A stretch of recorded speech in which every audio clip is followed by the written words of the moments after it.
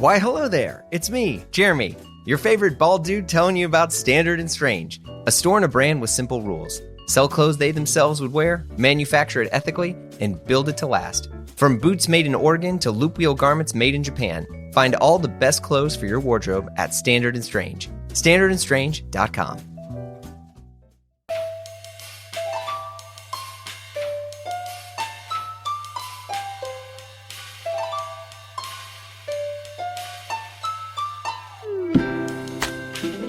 Okay. Hey, folks, it's Blammo. I'm Jeremy Kirkland. I'm back, and I am zapped. I just returned from Florence and Milan, fresh out of PT Uomo, and wow, it was so good to be back. Incredible.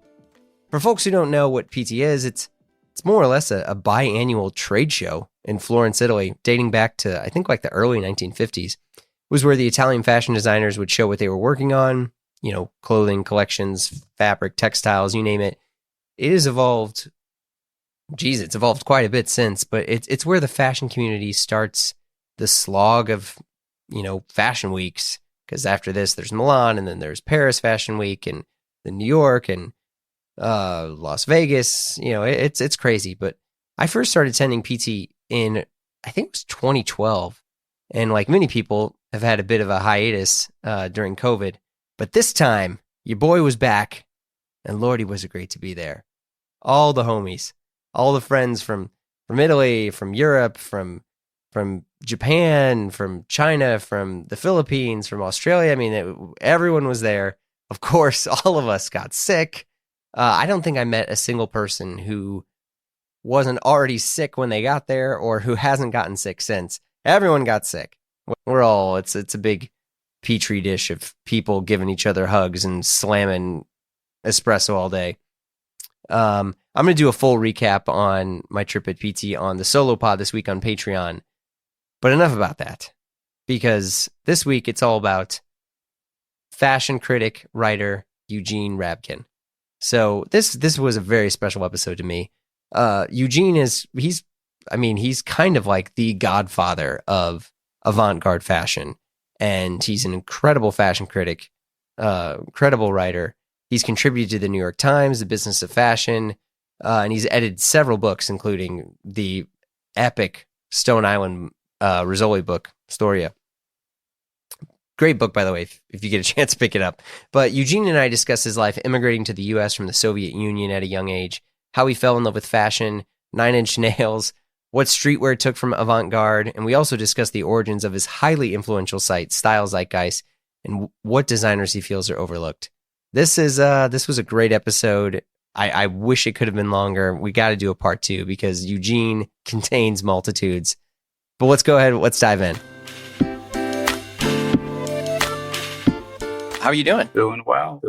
Holiday season. I've been trying not to work, but it's hard. It's like, okay, come Monday, I'm going to maybe put in 1-2 hours of work, but I don't know if that's going to happen, but we'll see. What's the day-to-day look like these days? Because I don't work at Antidote anymore, it's really just a lot of writing and just communication with people and a lot of reading too. But it's good. Yeah.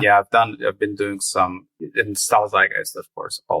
There's always like pitches, talking to people, thinking of like new things to write. Then the podcast. Then I started a newsletter, which I thought, I don't know if you've had this ever, but like I'm in this weird frame of mind now where I have a lot of thoughts about what's going on about fashion, culture, etc. But they're like, it's longer than an Instagram story, but it's not, but it doesn't warrant an article necessarily. And I don't want to be, I don't want to be one of those, like, I don't want to be Refinery 29, where it's like 35 posts a day, right? Like if we write something on Style Zeitgeist, I want it to be worth it. I don't want it to be half-baked. But with this newsletter, what I'm trying to do is like, I have a thought. It's worth 400 or 500 words. Let me put it out there for Patreon members. And the response has been good. So it's good. I like it because it lets me be more dynamic. And because why I love writing is like every time I write, it basically systematizes my thoughts,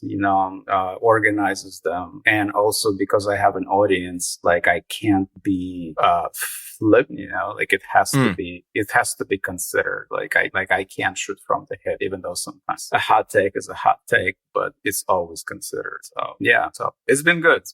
Well, let's unpack that a bit, because I think for many people, including myself, you have like the influencer, then you have like the influencer's influencer, and then you have kind of like the like OG.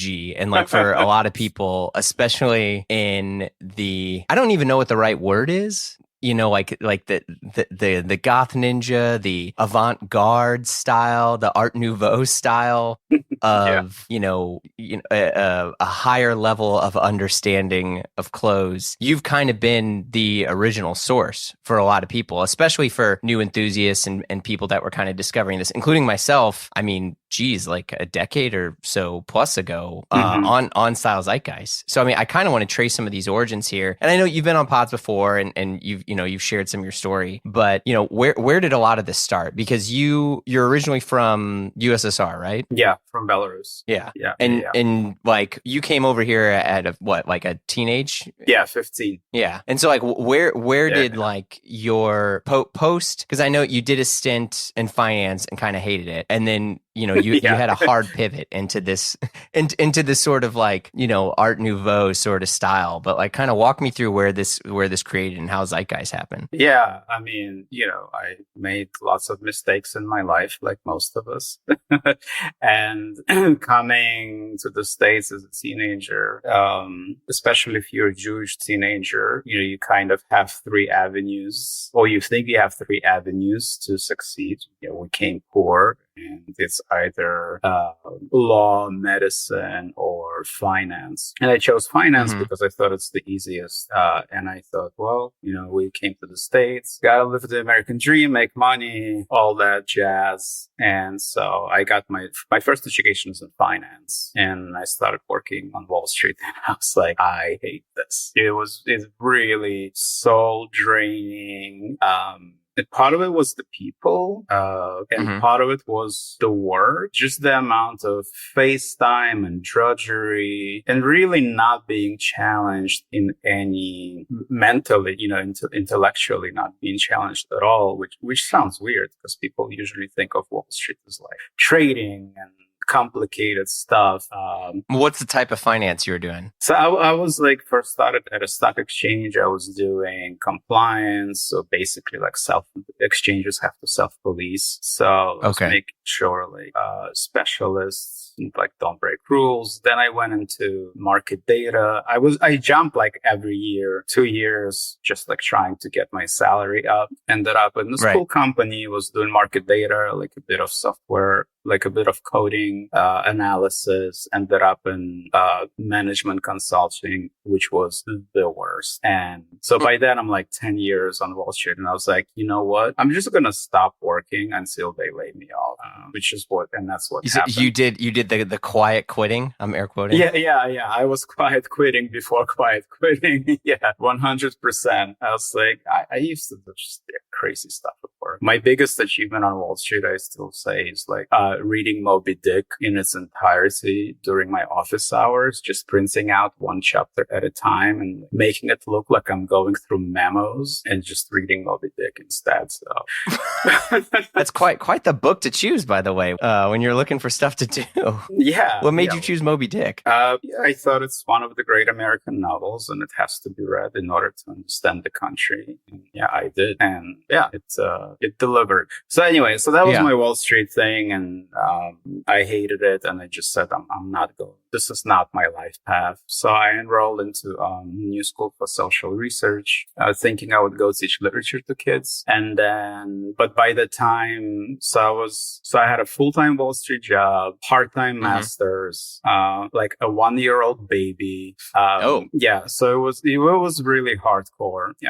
And I started Style Zeitgeist sort of on a whim, to be honest. It was all the accident. I was on Fashion Spot, which was sort of like the OG fashion forums. But I was working with these programmers, and I was showing the forums to this one guy, and he's like, why don't you start your own? And And I thought, yeah, you know what? It's a good idea. So that's really how Styles, I guess, was born. So this is like 2006. I'm finishing my master's. I no longer want to be on Wall Street, sort of dragging my feet there, and finished my master's, got a job teaching at Parsons part-time because Parsons is part of New School, and I wanted to write my master's thesis on fashion. And I ended up, and they were like, well, we don't know what to do with you. You can go to Parsons and find an advisor, be a thesis advisor, which I did. And then she invited me to teach. So I'm teaching part-time. Okay. Yeah. So I'm teaching part-time at Parsons, like running over to my classes after my Wall Street day is done. And then they finally lay me off. I'm like, oh, thank God. So I'm collecting unemployment because it was post-crash. So it was a little bit more than usual. And teaching part-time at Parsons and getting Styles Zeitgeist off the ground. Crazy times. Yeah. Luckily, I had a rent-stabilized apartment, which really allowed me to live very, very cheaply from this like hodgepodge income. And then it just took off. But to go back to my interest in fashion, I've had it since my teenage years. And it started as a regular thing, just wanting to look good. I was overweight for a lot of my teenage years. So I think I was compensating, trying to look my best by dressing a certain way. Yeah. So, I was overweight for quite, a lot of my teenage years and my late 20s, early 30s. So, it's a constant struggle. So I started dressing like that. And then I got into, as a teenager, so this is early 90s. So it's like listening to arena rock, hair metal, but then synth pop as well. And then one day a friend of mine put on like a Nine Inch Nails record, The Downward Spiral. And my entire world fell apart. Oh yeah. Like I threw out overnight all of my hair metal. I was like, this is bullshit. I finally found this is the real deal. This is like teenage angst, anger, darkness, humanity, all rolled into like one perfect album. And so I became an avid listener of industrial. I worked my way back through Nine Inch Nails, discovering like post-punk completely on my own. There wasn't really, because, this is immigrant blue collar Brooklyn, early 90s. So everything is about hip hop. And there's some alternative here and there, but not nearly as much. So I had really very, very few people around me who were interested in this stuff. So there was a lot of self-discovery, self-digging. And so I have these holes in my education still. Like it took me 20 years to get from Joy Division to the Smiths. You know what I mean? So because there wasn't anyone around. But anyway, Nine Inch Nails was sort of it for me. And just like watching Trent Reznor dress the way he dressed in videos, obviously Closer, had like a whole, what I realized was that what you wear is a symbolic representation of, or can be a symbolic representation of how you feel on the inside. So that was my pivot from aspirational fashion, Dolce & Gabbana, Versace, all the stuff that any aspirational consumer wears, because that's your gateway signaling to the rest of the society, sort of, I am aspirational, I'm trying to get out of the muck of life. It was more realizing that the music he was making and what he was wearing was really of the same one and the same, or two parts of the same thing. And I thought, oh yeah, that makes sense. And I want to dress in a similar way to, I guess, on some semiotic level, to project the stuff that I'm into. But also, I always went like a level deeper than that. And that's why I always have like trouble with fake govs because it's never been just like about the music for me, but what the music represents. And I've always felt like musicians I love, I feel like there are values, like they're dissatisfied with this world for certain reasons, and they put that into their music. It's not just an aesthetic expression, that there is something authentic behind that. So that's what I've always related to. And that's why like I've slowly pivoted to to wearing cheap Perfecto jackets and black jeans. I had my Harley Davidson boots. Okay. And all that stuff. And so concurrently, my brother had a friend who was trying to become a fashion designer, and he saw my interest in dressing. He saw that I was trying, and he said, "You should go to the store called Barney's. I think you really like it. They have the kind of stuff I think you like." So I went. It was like 98, I want to say 98, 99. And it just blew my mind. I was terrified to walk in. We're talking about the most prestigious avant-garde department store in New York City. So of course I was terrified. I'm an immigrant kid, poor. But I did it, and that's where I discovered the Belgians and the Japanese. So like Andy Millimeter, like Dirk Bickenbergs, before he moved to Milan, started doing his soccer thing. Yoji, Com, and later, Ralph Simmons, and a bunch of other Belgian labels that no longer exist. And then Number 9 came along, and Undercover, and then Rick Owens. And so I was slowly replacing, and I thought like, oh, this is what I love wearing, but it's just an infinitely more elegant, better fitting, better made version of what I'm already wearing. And better designed, interesting. I didn't know who these people were. It was a complete accident. I didn't know those names. They're not really in magazines. So that was the beginning of my rabbit hole. And I slowly started digging. And again, I'm all by myself. Like there is no one in my immigrant Brooklyn who's ever even heard of these people. And this is like, fast forward some years, and then the internet sort of comes along, the forum culture comes along, and I'm in the office Googling. I'm confident I remember correctly. Like I was Googling Ralph Simons, and the fashion spot came up, and I was like, oh my fucking God, my people. Like there is someone I know, not personally, but there is someone I know who knows who Andy Millimeter is, right? Who knows who Rick Owens is. And so that's why I joined the fashion spot. And that was really sort of like finding like-minded people, like, oh, they exist. And then of course Atelier opened in 2002 concurrently. And that was a big thing as well. Well, can you explain what Atelier was for a lot of people? Because I don't think people may understand it the way that you and I did on what it meant. Yeah. I mean, Atelier is like the style Zeitgeist in retail form, basically, right? It's okay, fair. It's a pioneering, trailblazing store, founded by Carlos Steele and his partner Constantine, that for the first time put together all these incredible brands that I was in love with, Anthony Mister and Ralph Simmons, Javier Del Cor, and they also had Carpe Diem and Carol Christian Pole. So they were my introduction to the artisanal side of fashion. And they put it together in this like incredible, elevated goth package. Nothing like that existed in the States, and back then I had no idea what, I think their model was Black Art just on some level, but I had no idea what that was because I've been to Paris once before that. I mean, remember, I'm not a fashion professional yet. I'm an amateur. I'm a fan. So Atelier became this temple of this like goth fashion where so many creative professionals gravitated, and here me like coming in, like trying to buy a t-shirt on sale.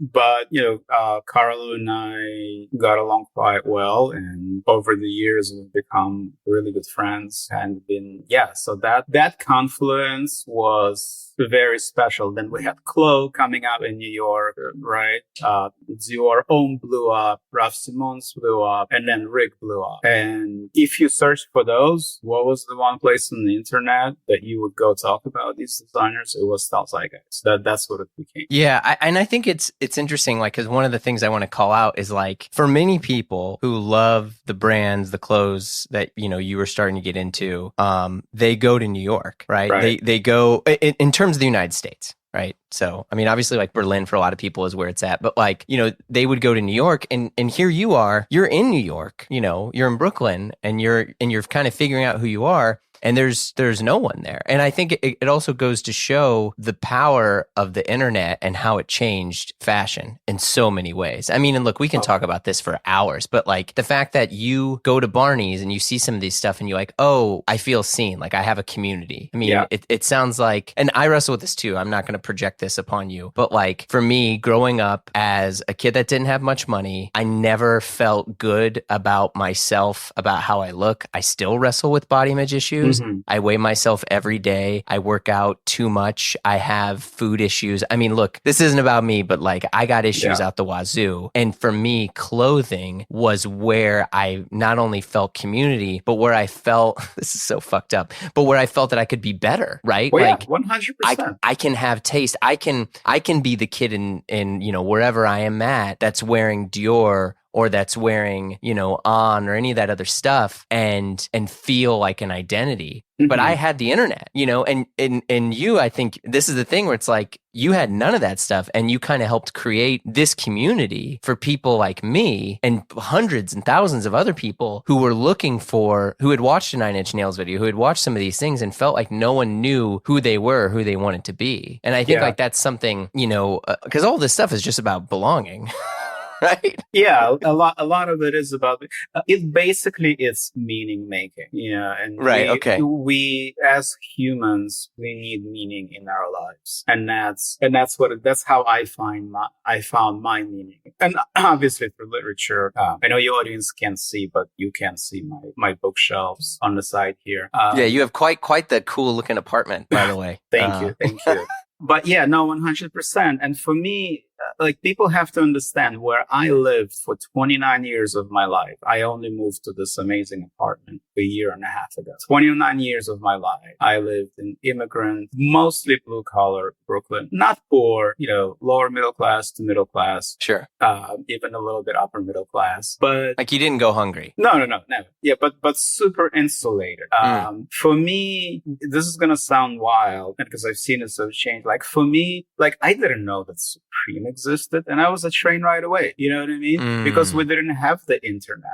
You know how I discovered Soho? This is an amazing story. It was like 4 a.m. because I used to go clubbing. Okay. So like Limelight, Tunnel, that was another part. Because like if you listen to industrial, if you listen to post-punk, if you listen to synth pop, like techno is not that far away. So like I would go clubbing, like, you know, Limelight, Tunnel, whatever. And so I'm driving back and we all had cars, you know, with shitty beat up cars, but we had them because otherwise the train ride to Manhattan is like an hour. So I'm driving with my girlfriend. It's like 4 a.m. and there's construction on Broadway and it's like traffic. I think we're driving from Limelight, I can remember. And so I'm thinking, let me see if I can make a detour. And I remember I turned on Prince Street, right? And I turned on Mercer left and I'm like, what is this neighborhood?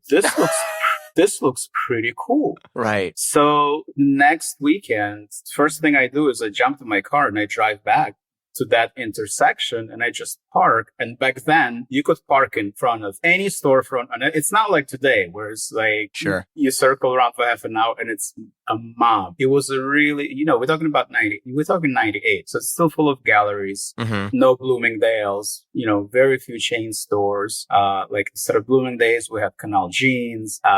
And I just started walking around and I was like, this is my spot. This is my, like, I had no idea this existed. And that's how I found If. I was just walking by. I was like, oh, this looks cool. I walked in. Legendary boutique. Yeah, legendary If boutique. You know, there's another multi-brand store, Baguta, back then, and a bunch of others. It was like, there was Otto Tutsi Clawhound, where I bought all my Dirk Bickenberg's boots that are now going for like pretty penny, you know, on Grail. Like kids are rediscovering that. And yeah, so it was really all blindly poking around New York City and just walking for hours trying, because I had that hunger. Like I knew that where I'm at, it's not culturally where I want to be.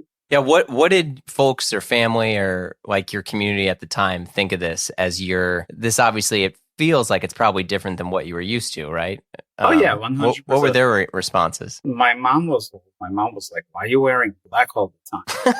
It's like, like, what's wrong with you? You're going to the funeral? And it's just that, like, really, like, narrow-minded, conservative, and like, what, you listen to rap, probably, like that kind of thing. So it was just a lot of that. And in school, I feel like people didn't really care because, we had our own, it was kind of anything goes, kind of a thing. Attention! Do you even loop wheel, bro? Do you know what loop wheel garments are? Look, I actually didn't, honestly. I was just like, oh, it's a flex, or it's this special kind of cotton. But no. The folks at Standard & Strange dropped a ton of incredible knowledge bombs and their incredible loop wheel tee, made in Japan, of course. Back to loop wheel. It's an antique circular knitting machine that relies on gravity and uses spring-bearded needles. What the heck? Do you even get it? Look, all you need to know is it's dope. It's better. If you want to learn more, visit standardandstrange.com/loop wheel and check out their new loop wheel tees. Your boy is partial to yellow because, duh. But the tees are fire no matter what color. The fit is spot on, and it's a classic tee that looks like it's from every era, to be honest with you, and fits like a dream. And it's from the folks at Standard & Strange, the shop that helps you own fewer, better things, run by industry vets who are focused on incredible product from incredible vendors. And look, if that's not your vibe, check out some of their huge offerings of Japanese denim or boots. But listen, the shirts, fam, the shirts. So, if you want to know more, visit standardandstrange.com. Loop wheel, baby. That's standardandstrange.com. So you discover these other brands, and you further along you create Style Zeitgeist. And how did things kind of take off from there? Because going from because then you were writing a lot. I mean, and you were obviously posting on this all the time. Like how did you start making a living off of this? It happened by accident. A store messaged me. It said, "Oh, we want to advertise on your forum." Was this Darklands? It was Kamakina. It was Campbell's store when he was in Vancouver. So this is before that. And he said, "Oh, I can be happy to advertise with you." And then the light bulb went on. I was like, "Oh my God, maybe I can make a living off of that." And so, and then other stores, so we put up the banner, and then other stores saw that, and they started coming to Style Zeitgeist. So I created this. So that's how I started making a living off of advertising. And it was smart in retrospect because it was stores and not brands. So it's retail, right? They're looking for consumers. It's not they're like brands, because, brands in that space, a lot of them, like, they think they're too cool. Like, they think they're artists, so they think they're like too cool for advertising, where it'd be like, you understand that we are making you a lot of money. Like, it would be nice if you advertised with us and like supported people who've been supporting you, but whatever. But that's how I started making a bit of, it was fun. And once again, like, that brand stabilized apartment, that was really what helped me, live inexpensively, but doing what I love.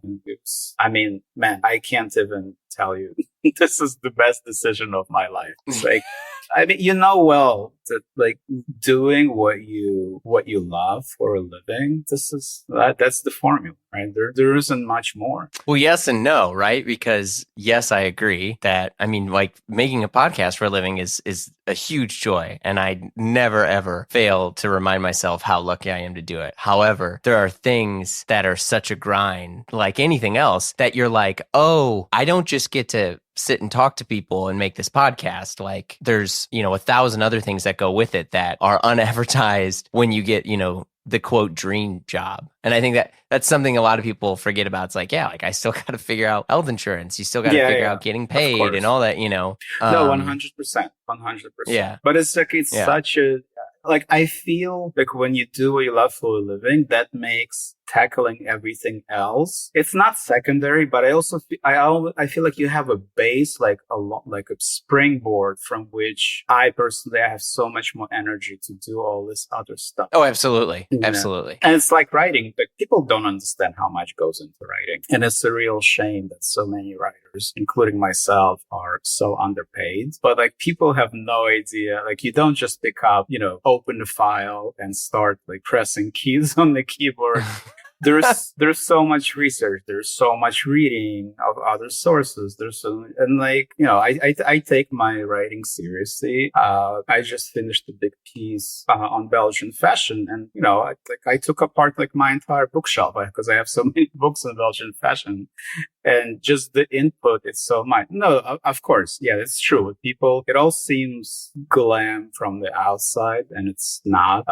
But yeah, being able to do what you love for it's just, it's been such a joy. Well, talk to me about the writing thing, because obviously Style Zeitgeist was in many ways early on, it was just like this message board, right? And there was, for folks who don't understand, or whom you had Style Zeitgeist on one end, you had Style Forum on the other, but they were both more or less message boards where people could go and communicate, share what they like, upload pictures of stuff. Yeah. People were educating each other on brands and origins and turning folks onto other brands. And then you had this little buying and selling group on there. But eventually you evolved that platform more into, yes, you can still communicate and share pictures and stuff, but like you evolved that platform more as this, I think for many people, this was like the knowledge hub of all, avant-garde fashion. Like no one knew like what's the Antwerp 8. No one knew, all of these things. Like for me, and I think many others, including other folks like Gian Delian, who have researched this stuff really heavily. You were the person kind of putting these things together. And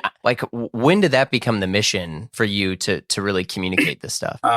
Probably it was always the mission. The mission was to find like-minded people. That was the first mission. Okay. And then the database, the knowledge base sort of grew and grew and grew, because this stuff in the beginning tended to attract also very passionate people. It was only a few years in that it sort of became a trend, and a lot of it is because Rig blew up, but there was just a lot of passionate people, and so much of it always was and remains under the radar that it was really, like, I remember John Galliano dropping like Paul Harden's name to Women's Wear Daily, and then like everyone like starts scrambling, all these fashion girls who've never heard Paul Harden started scrambling like, well, what is that? And then, they basically got all the info off of Style Zeitgeist because there's nothing else on the internet. And like a day later, an article on the cut comes out that's like pretty much copy and paste from Style Zeitgeist forums.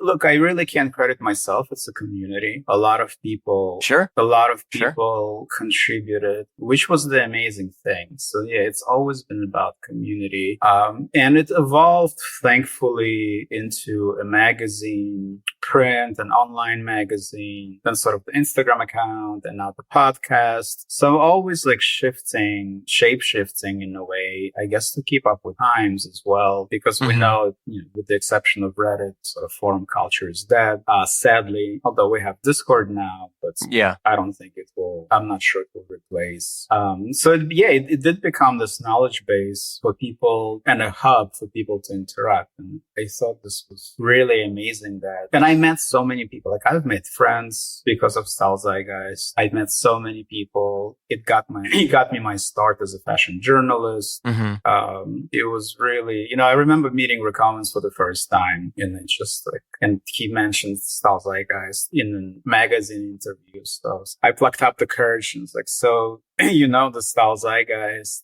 like, that's mine. And he was like, yeah, I kind of figured. Oh, that's cool. Yeah. No, it's really been gratifying. Yeah. And I'm kind of sad that forum culture is dead. I don't really know how people interact on Instagram, I suppose. Yeah. I feel like a lot of it's moved to micro Instagram things, and podcasts a little bit, but fortunately and unfortunately, it's all like tiny, paragraphs of information on a square, and then followed by a few images. And now like the TikTok, like I saw some kid trying to explain CCP on TikTok, and like trying to explain like the drip sneakers and stuff. And a part of me was really angry at first, because for me, I still think Carol Christian Poole is like one of the greatest designers ever, but I was like angry. And then I was like, wait a second, I think I might actually be a part of the problem. And like someone, I should be encouraging this person. This is great. This guy's trying to tell people about a great designer and stuff. And I think, sometimes I get convicted of my own snobbiness. which is well, I fair, think what you're trying to do is because we feel so passionate about it, you don't want it to become a 15-second video, right? Because right. Okay. what Yeah, can that's you, true. what can you explain? So if you have deep knowledge and understanding, and then these TikTok videos, they engender so much misinformation. It's crazy. It's crazy how much misinformation is out there. That is true. One of the best things I saw, and I said this on a pod too, is where this like TikTok influencer kid seems like a nice guy, right? I'll just say that. But he was like, and he's like, I'm looking at the new Ralph Lauren collection. He's like, you can tell they were really influenced by rowing blazers this year. Yeah, exactly. That's what it's become. I was just like, that's, people are like, cool. Yeah, I know. It's just like, it's really the other way around. Minus 45 years, by the way. Yeah. But yeah, that is true because there's not really much fact checking on some of that stuff. But anyway, I do want to talk to you about some of these brands that you are getting into and discovering, because for many people, they're still discovering some of these brands now. Yeah, and rediscovering. Yeah, well, for sure. Yeah. Like, what do you think? Is a brand or designer right now that is like still very overlooked? Overlooked. I think from the small brands that I've been championing, I think Form d'Expression is really overlooked. I think Cohen makes her tailoring is incredible. Her fabrics are incredible. Her cuts are incredible. She does so much research. Like, should be like, hey, Eugene, because she lives in Italy. She's like, hey, I found this German pattern making book for men's from 1950s. It can only be shipped to the US. Can you bring it to me to Paris? Like, that's Cohen, Right. So she really loves what she does, but she feels so bad talking about herself. Like, she thinks like it's so pompous that, she's not out there. Like, like, people don't know about her. But her clothes are incredible. Like, every time I want to feel like an adult, like, I wear Form d'Expression tailoring, which basically like coats. For me, tailoring is just coats, basically, because I don't wear suits. And that's a Wall Street trauma, and we can talk about how context changes meaning, which is an article I wrote once. I'm really traumatized by suits, and I hate them, even though I look great in them, so I never wear them. Not even like avant-garde suits, not even like, the long one button peak lapel stuff, or like old CCP or Boris. No, I'll wear a blazer, but I'll wear them with like black hand boots. Like, I don't have a suit in my closet. Yeah. Okay. Well, but what about like a sport coat? So wait, what is the average wardrobe? Is it like knitwear and double layer tees? It's a lot of knitwear. It's a lot of denim, and it's a lot of leather. Okay. Yeah, and it's a lot of wool too. But yeah, I mean, I do love a tailored coat, like a good tailored coat. It's a must. Nothing makes you look better. But yeah, it's a lot of still, less leather than I used to wear. But yeah, still good. What are the Hall of Fame leather jackets? For me, it's gotta be like the Rick Bauhaus from like older years. Of course, like Blistered Lamb. Yeah, of course, CCP, Scar Stitch, CCP Fencing, those, which I've never owned those, because CCP doesn't fit me. You have to be tall and skinny, and if you're not, I advise everyone to just suck it up and give up. You don't have to own everything, and that's what I've come to realize through like many bad experiments. Like, if it's not for you, like, I don't own any CCP garments because they're not for me, because I'm short, and I'm not skinny. So I'm like, this guy doesn't design clothes.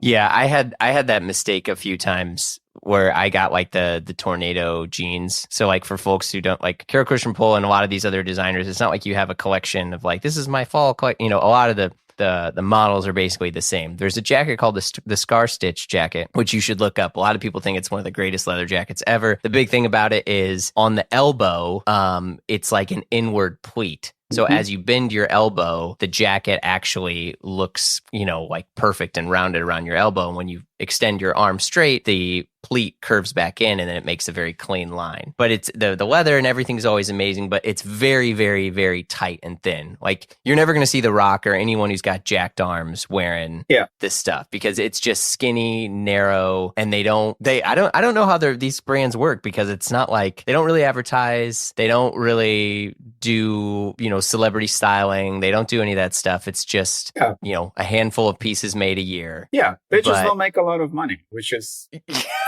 For some reason, we've all collectively decided that it's a horrible thing.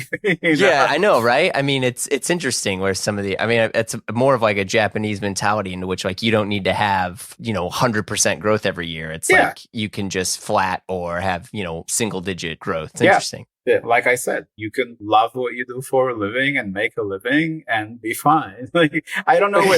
We all got this idea in fashion that like, you have to have Paris catwalk shows and make millions and that's success. And it's not like that's one definition of success, but it doesn't have to be. And also the Faustin bargain you make, not worth it probably. Yeah. Well, let's go on a bit about that real quick. I guess I was just influenced by a pod episode I recorded. There's a new docu-series out called Kingdom of Dreams, and it's about the rise of LVMH and Kering on the backs of John Galliano, Alexander McQueen, Marc Jacobs, and Tom Ford, basically. And part of it is like these guys were given everything. Like, you want a plate of Coke and 5 hookers? Fine. Like, nobody cares. Like, but in return, they had to produce and produce and produce until they basically, in one way or another, self-destruct. So, and you don't have to do that, basically.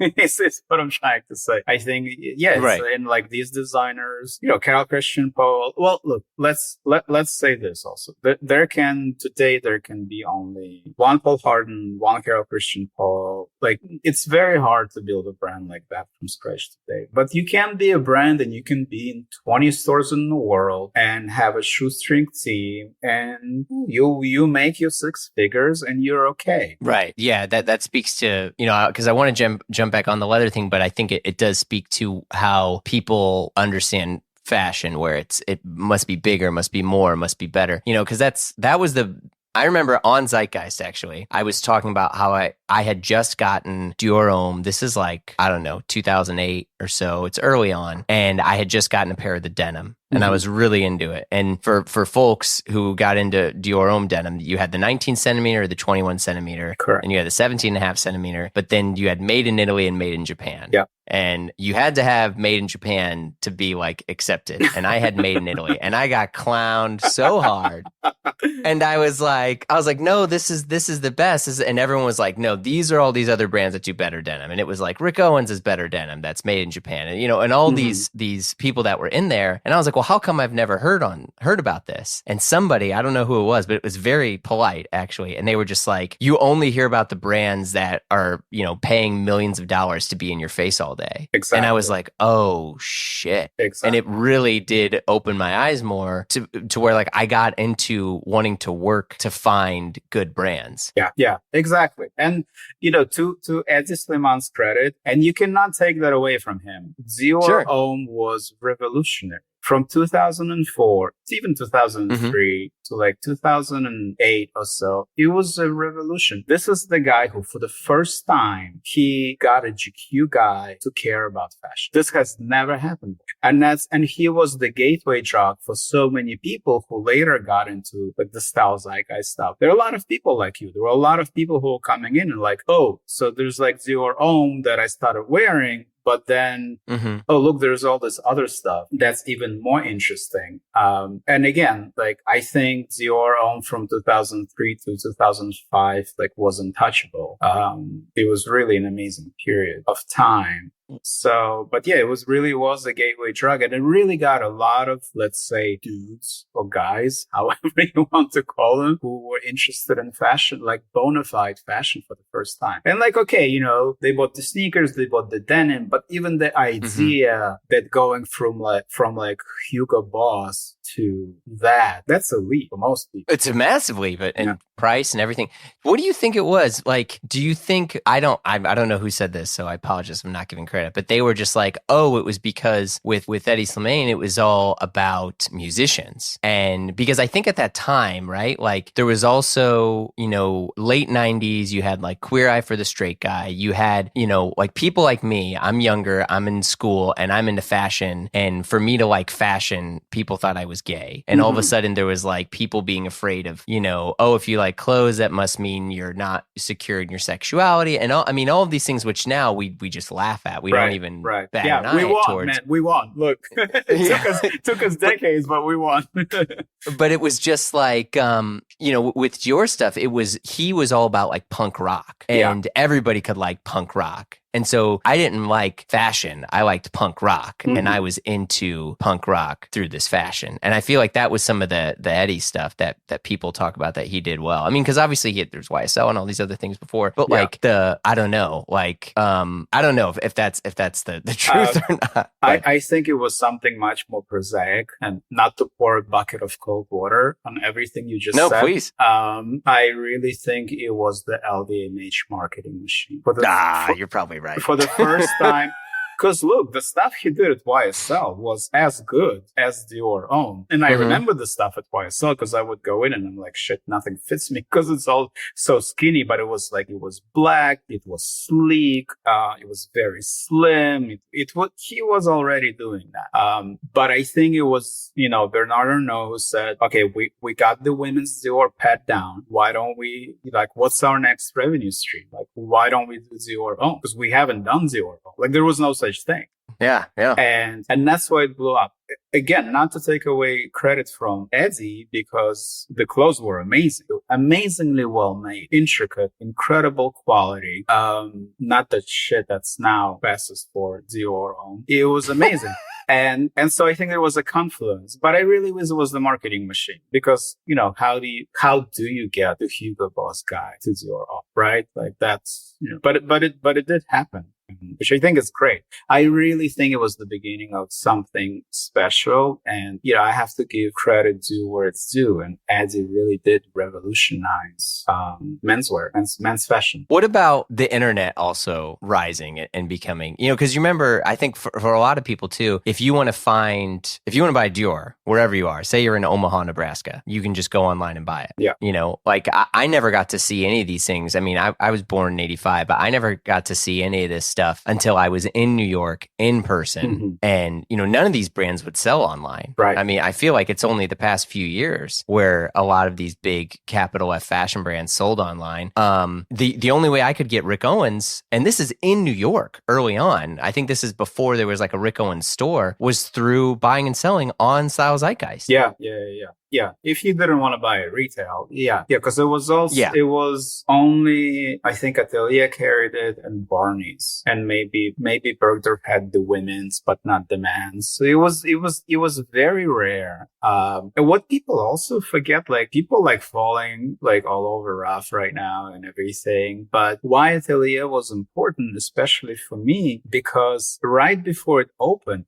pretty much everyone dropped Ralph Simons, like Barney's dropped Ralph, they dropped Hans Millimeter, they dropped Carol Christian Paul. Barney's used to carry Carol Christian Paul. This was before. I didn't know that. This was before CCP became CCP. This was the phase you find sometimes online. You're like, what is this?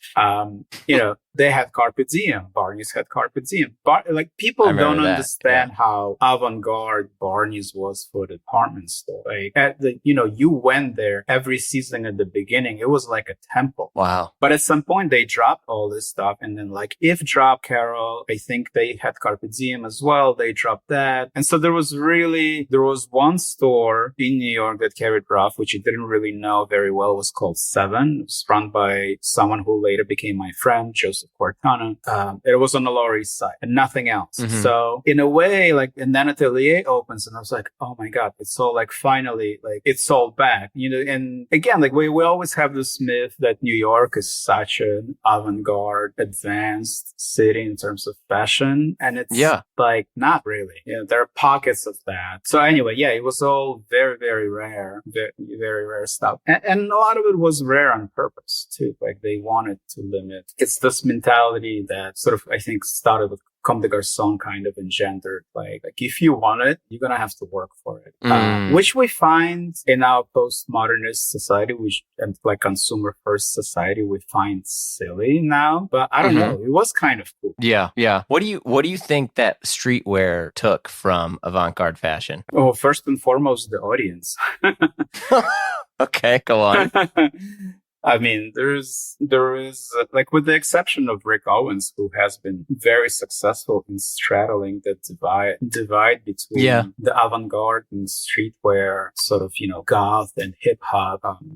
No one else has really been able to reach that. So I guess just new generation came and they were listening to new type of music and buying new types of men's fashion. And I used to hate it, and now I just don't. I just It's a good attitude. Yeah, I know that for a lot of people, they got into Rick Owens and Raph through A$AP Rocky. Yeah, exactly.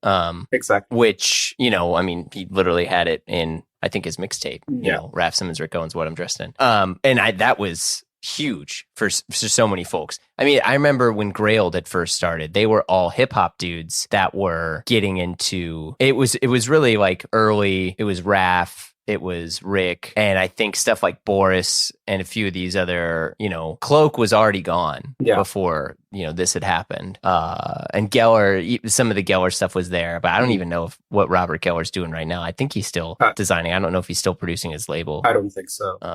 But, it was interesting to see that. And I feel like all of that has come somewhat mainstream, except, some of these other brands that you were mentioning, or stuff like Shrilly Wrecked and stuff. I mean, that was, he's still an unbelievable, incredible. He's amazing. Yeah. And he's like, designer. Yeah. And I mean, look, really, like, there's only one business model right now, right? It's called put it on the wrapper, right? This is the only, like, for fashion, it's the only way. You make something, you put it on the wrapper, it blows up, right? Put it on a wrapper or put it on a celebrity? I guess for menswear, put it on the wrapper. Yeah, that's fair. With the exception, I guess there's like Harry Styles or whatever.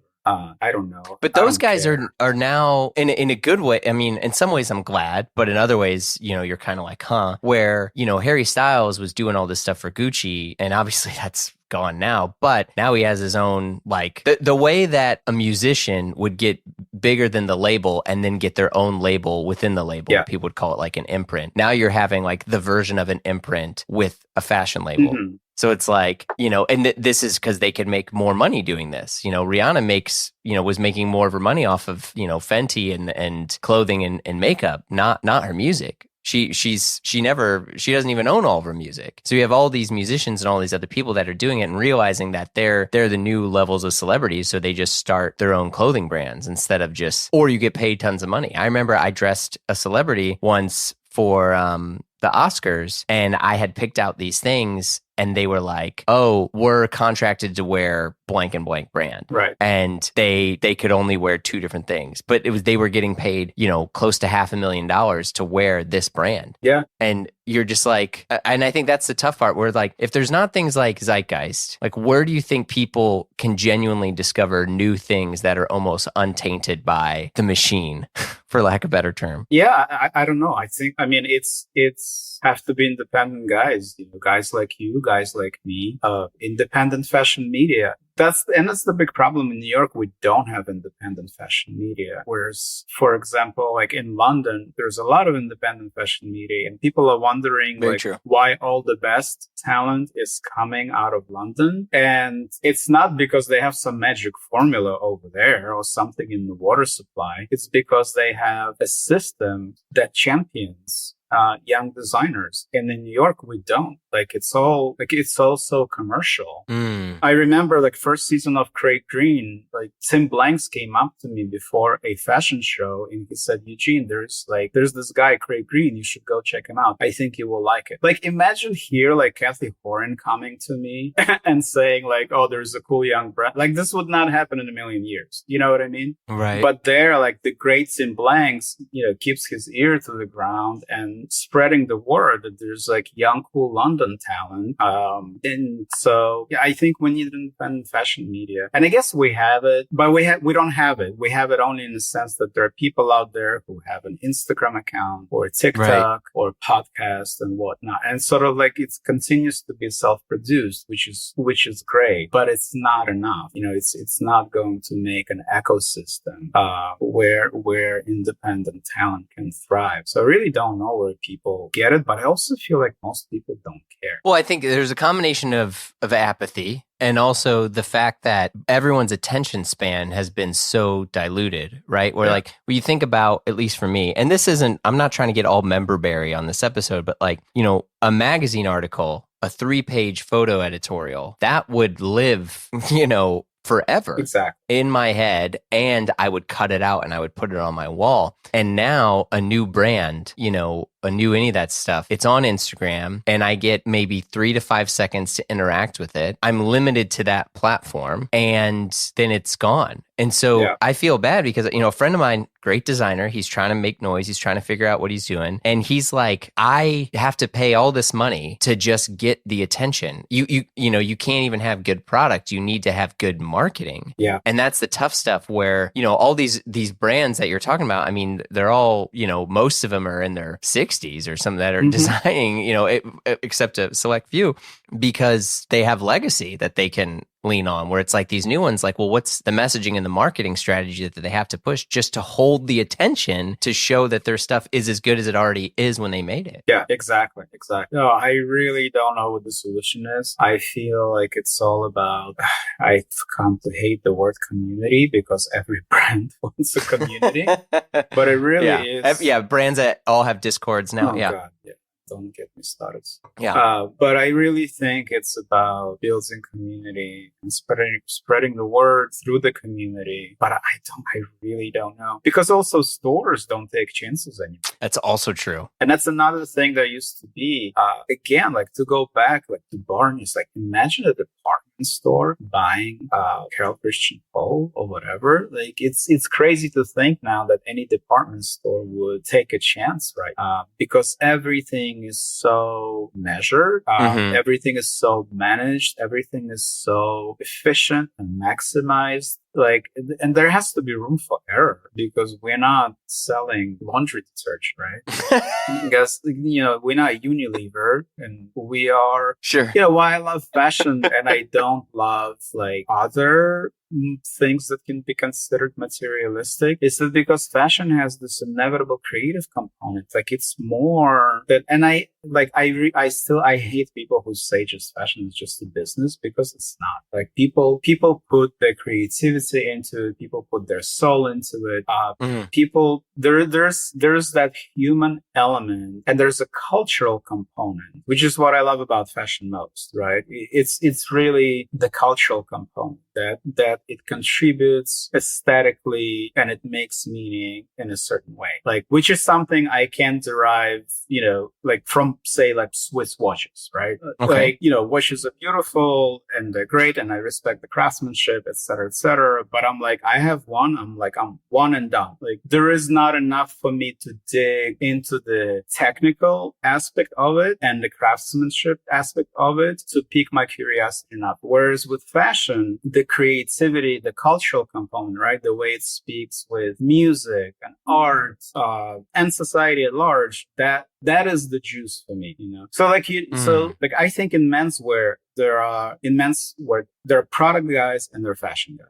Right. And it's very rare. And I do both and you do both. And it's very rare that you find people who do both. So people are either into like Rick and Ruff, Craig Green or whatnot. And so that's the fashion part. Like that's the storytelling, that's design first, et cetera, right? And then there are product guys who are like into Japanese denim, workwear. And for them, it's more about the garment rather than the overarching idea of, say, a collection. And I love both. Like, I love geeking out on, on fabrics and construction and so on, because in our plastic world, I think it's increasingly precious and worth preserving, but it wouldn't be enough for me to keep my interest in clothes. Right. Does that make sense? Yeah. I mean, no, it makes perfect sense. And I think it's also not a dig at watch guys. So I know you have a big following in that, but like I have one watch and it's something that I've wanted for over 20 years and I love it. What is that, a big pilot? Yeah. It's a chronograph. It's an IWC chronograph. And it looks like that. Yeah. It's a watch I've wanted since like 1999 and I never had enough money. And my like immigrant heart would just start racing every time I even thought of dropping so much on the watch. And I was like, you're insane. Put money away instead. But like 2 years, I finally did it. And I was like, if it's something you've wanted for 20 years, probably you should get it. But it's like one and done, I don't go researching, etc. And I love it to death. And I hope I have it for the rest of my life. So, for me, it's not enough to go dig it. Do you know what I mean? Well, I think at the same time, it's about your relationship with something. And what you just said, you didn't like the fact that you backed up your watch purchase where you explained this memory and this joy and this journey and why it was important to you. You, in a way, because you had almost like, apologized like you had made an attack on the watch person, but your story you just made you a watch person, right? Because at the end of the day, it's an emotional connection that we have at these things. Yeah. Well, 100%. Because there's a lot of people, who have the emotional connection. Like I have an emotional connection with watches, but I detest the industry. Right. Yeah. Same with fashion for me. Yeah, exactly. Like I love fashion. I love clothes. I love designers. I love art. I love that. But I do hate the machine that has been created. I obviously I don't like the waste. I don't like any of these things. But at the end of the day, what I want to champion is art. And I want to champion the younger person or older person who's searching for their identity and they discover it through clothes. They discover that they can alter, a past that they had, that they came from, to become accepted into a new future. I mean, God, that sounds so tacky. You can punch me digitally right now. But like, I mean, it's that is for me why I love this stuff so much. Yeah, 100%. That's what gives it meaning. Otherwise, it's just garments. Like otherwise. Well, yeah.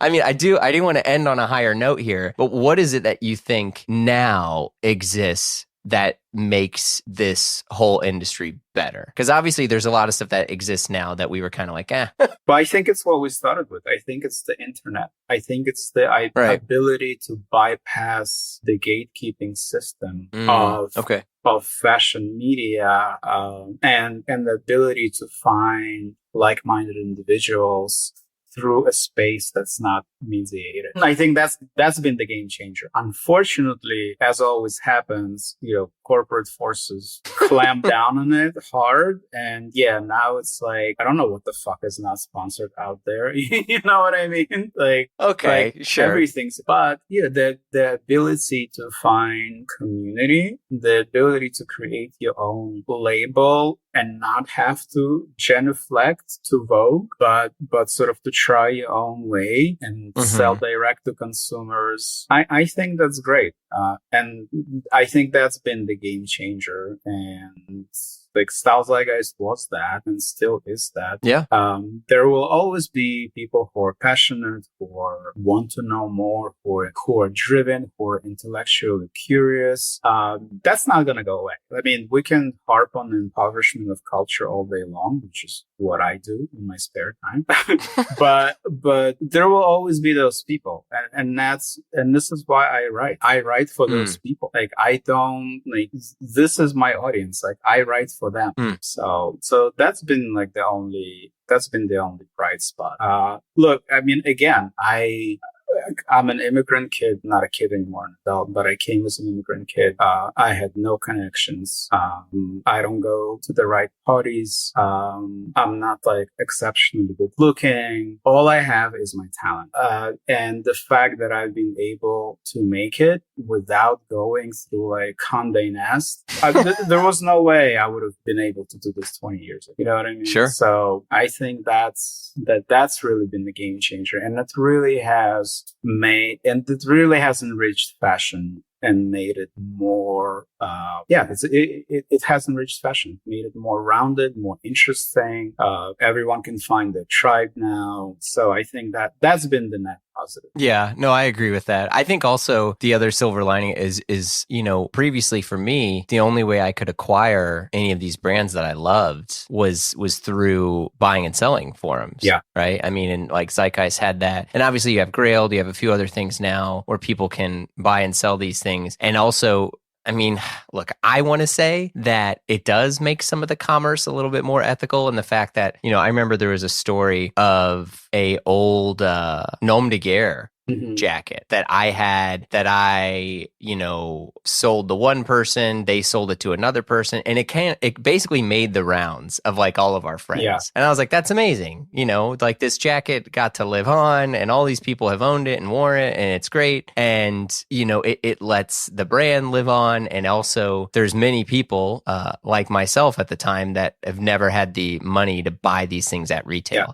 I think like a scar stitch is like still $7 or $8 grand. Oh, yeah. I mean, it's so much. And I, you know, I remember I got mine from a dude in Berlin off of Zeitgeist. It was still a ton, but I think I got it for like less than 3, which again is still an absurd amount of money. But you know, the internet made these things more affordable. And when you get to own and enjoy them, you know, and obviously I sold that. I don't have it anymore. I couldn't fit in that thing to save my life.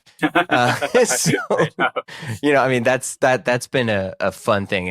And so knowing that like, okay, maybe there is some kid in somewhere in another state or another country or wherever that gets to buy these things that doesn't have, you know, a local retailer or whatever. And it's not going to be a person who's going to buy it on a website and return it in 10 days. Yeah, exactly. No, this really is true. The secondhand market, it really is an amazing thing when it's done right. And I think actually Grail has killed a lot of joy from that. But, but I just did an archival sale in Tribeca with my friend Al. Oh, yeah? Al used to run Number 9, so he has a huge Number 9 archive. And we did the sale together where I brought stuff from my closet and he pulled out like 500 pieces from his Number 9 archive. And we did it through the weekend and we had so much fun. Like all these young kids. Did you guys clean up? Fuck yeah. Yeah.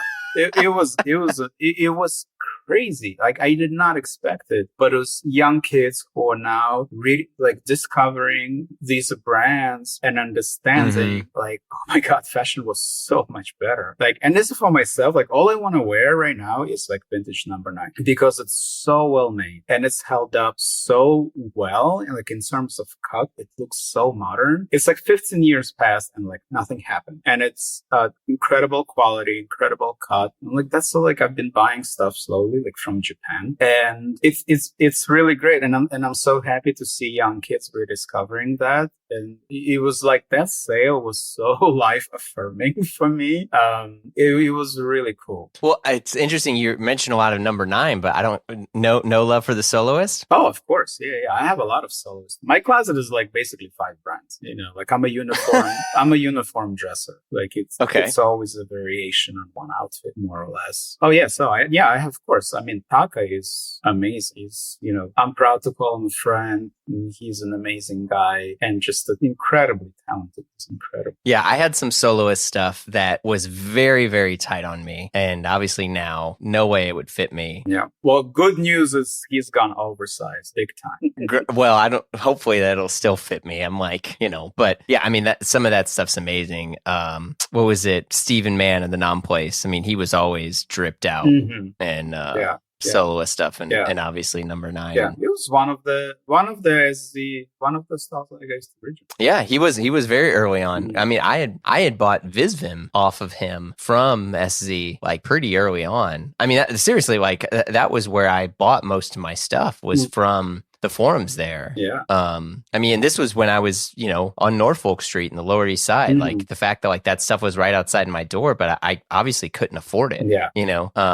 So and Visvim didn't exist in the US really at the time. Yeah. No, that is the beautiful thing. The secondary market allows you to make the clothes somewhat affordable. Of course, now there is so much speculation, reselling and all that. It's kind of yucky, but for sure, it's been. And that's also what people don't understand.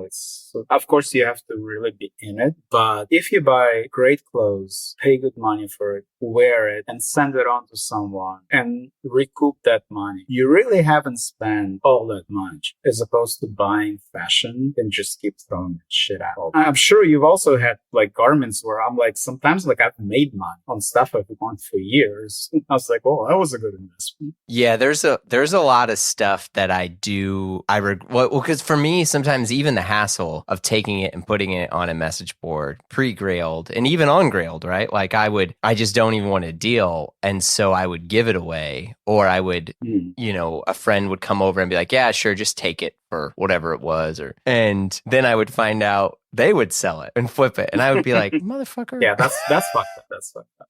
Yeah. I was like, yeah.